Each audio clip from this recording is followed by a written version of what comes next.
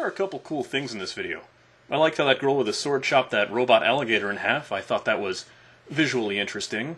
And I like how everything seems to come together in the end. Well, that's it for this video. Keep on gaming, gamers! No, I won't be doing that. Hard Corps Uprising.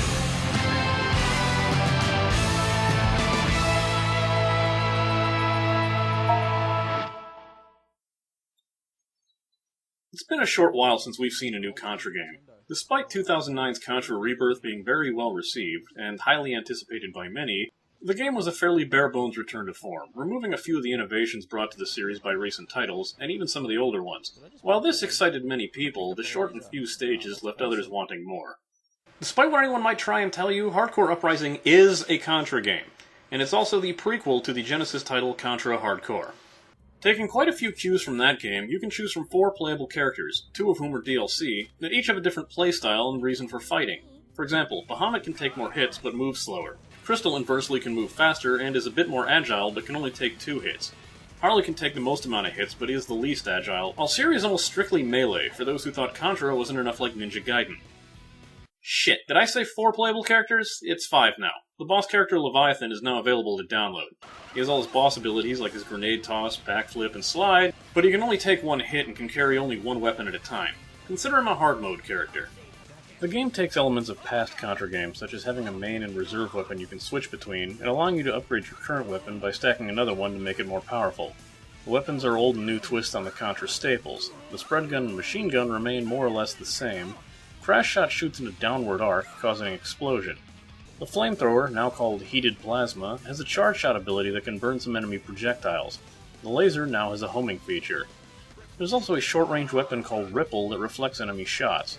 You can also find hidden 1-ups in the game that appear when you stand in the correct areas. All of these previous statements apply to arcade mode, which is the most back-to-basics approach this game has.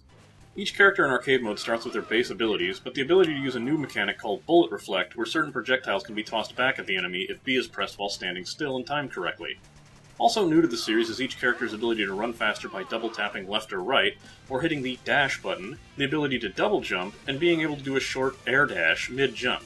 Each character also has special abilities that can do mid-dash by pressing B, such as quickly vault over small objects, dodge around enemies to shoot them in the back, smash down barriers, or dodge smaller projectiles. The other mode, called Rising Mode, allows you to unlock abilities for your character by earning points in each stage.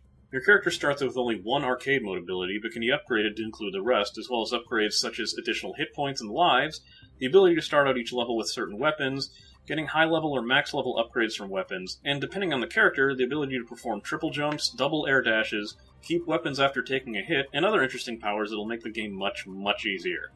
Rising Mode may be the easier option when you wish to see the entire game, but hardcore players can make the game even more difficult by turning off the purchased options so they can play with even less lives and less hits and abilities.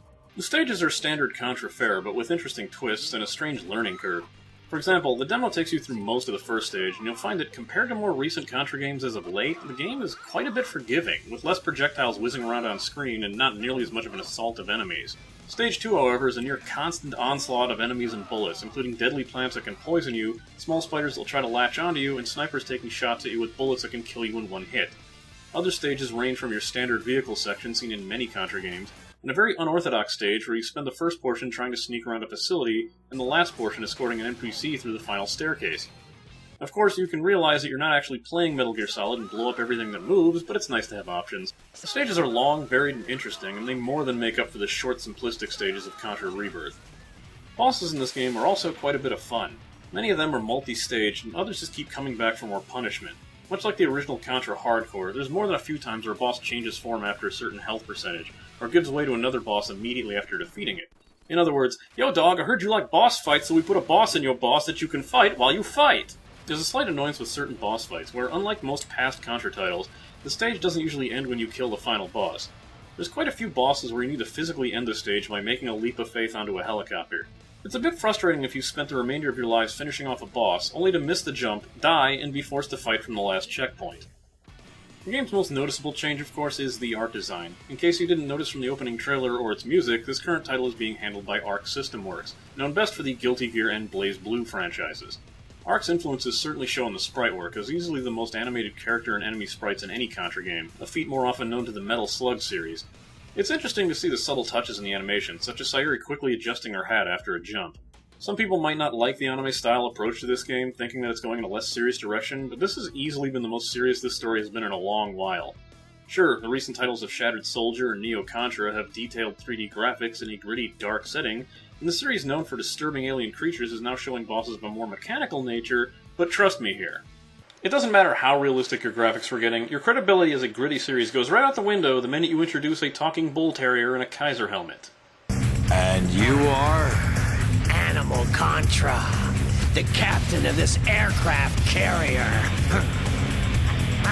You, dog! You're gonna sacrifice your own men. Yes, that actually happened. It might seem odd for me to hold this off as long as I have, but the music is fantastic.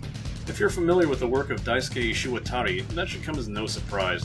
The music is very much the hard rock, guitar-driven style we're familiar with, and there are many tracks that contain direct influence from past Contra tunes. However, unlike a lot of the soundtrack of Contra Rebirth, the tracks feel original and interesting, not just rehashes. I won't go much more into this because, face it, you heard all you need to hear from that opening trailer. You either love it, can appreciate it, or you once wrote horrible articles for a now-defunct anime magazine. The game's sound is standard action fare, so I have only a few things of note. First off, there's many enemies such as bosses that emit a rather odd noise when you hit their weak point. While it's nice to be given an audio cue when you're shooting in the right spot, it's sometimes annoying to hear the same screeching yelp coming from any type of enemy every time you hit them in the right place. Another petty complaint of mine is the game's voice work. It's hardly bad, but it's also really, really off, and completely unnecessary. Sure, other Contra games had your characters speak a line when they return from a lost life, but hardcore characters not only speak that when that happens, but they also when they perform a special move, get hit, start a stage, reach a certain part of the stage, face a boss, and defeat a boss, to name a few times. This isn't too bad, but the voice acting is spotty at best, and characters often say things that seem very out of character for them. Maybe I just find it hard to believe a girl who witnessed her entire village being slaughtered would say things like, "Nice day for a drive." And, "I thought beautiful women don't get to." Especially after all the serious-sounding paragraphs that precede the stages. Enemies of all types seem to have a fondness of telling you to go to hell! The final boss even repeats this as he's spamming a certain attack, not to mention his odd taunt after defeating him. It's unintentionally hilarious.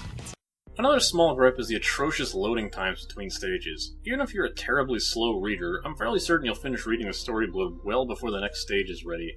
Impatient people should prepare to mash the A button while you watch the word loading flash for a while. So if there was anything that anyone could complain about, it's the price point. The game goes for 1,200 Microsoft points on Xbox Live, and it costs 200 points for each of the 3 remaining characters. I'd have to agree that it is a bit of a shitty move to have 2 characters that were featured in the opening movie as a DLC, when you already have a $15 price point. The boss character being DLC I could care less about either way. However, the game is much, much longer and more involved than Contra Rebirth. The online play works fairly well when I tried it, and it's an excellent throwback to the Contra series, while bringing its own unique twist to the formula. Both Konami and Arc System Works are looking to make Hard Corps into its own spin-off of the Contra series, and I hope the game does well enough to do just that. A demo is available on the Xbox Live Arcade as well as the PlayStation Network.